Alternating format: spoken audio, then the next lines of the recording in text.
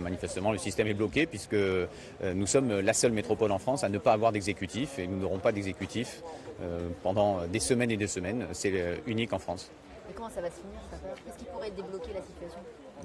Ou bien que Ferrari assume la majorité qu'il a créée, et donc qu'il retrouve cette majorité pour constituer son exécutif, ceux qu'il a su mobiliser pour voter pour lui, ou bien ça veut dire qu'il va se retrouver dans une impasse et face à l'impossibilité finalement de détourner un scrutin où son groupe a moins de 15% de la majorité. Vous pouvez expliquer ça mathématiquement parlant?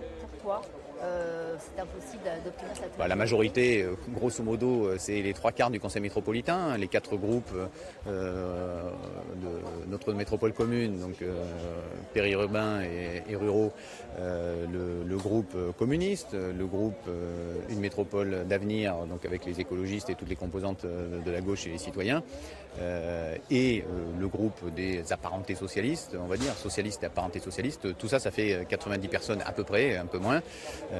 Et donc quand on est 13 sur 90, c'est évidemment compliqué, alors que le premier groupe est 40, c'est évidemment compliqué de revendiquer la présidence. Ça a marché dans la 4ème République, quand les tout petits groupes réussissaient à prendre avec des alliances improbables une majorité au Conseil, mais ça ne durait pas longtemps. On a changé 12 fois de gouvernement pendant la 4ème République en 6 ans, et c'est ce qui va se passer à la métropole. Alors, qu'est-ce qu'on peut faire là maintenant? Est-ce qu'il y a un recours possible? Vous êtes Ça, c'est Ferrari qui est face à son impasse. Voilà, donc Ferrari est face à... Qu'est-ce qui serait le plus sage? La logique est de démissionner pour ne pas faire perdre trop de temps au territoire. C'est une affaire de temps, donc il ne faut pas faire perdre trop de temps au territoire, donc il faut qu'il démissionne. Et s'il ne le fait pas?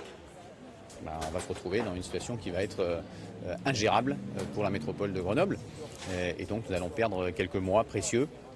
Un mandat c'est long, c'est 6 ans, mais nous allons perdre quelques mois précieux. Et au bout de ces quelques mois, qu'est-ce qui peut se passer alors? Il devra constater qu'il ne peut pas gouverner la métropole avec la majorité qu'il a élue. Donc il peut y avoir un nouveau vote, non pas de l'exécutif, mais de la présidence? Ça sera nécessaire. Ça sera nécessaire pour débloquer le nouveau vote de la présidence sera nécessaire pour débloquer la situation.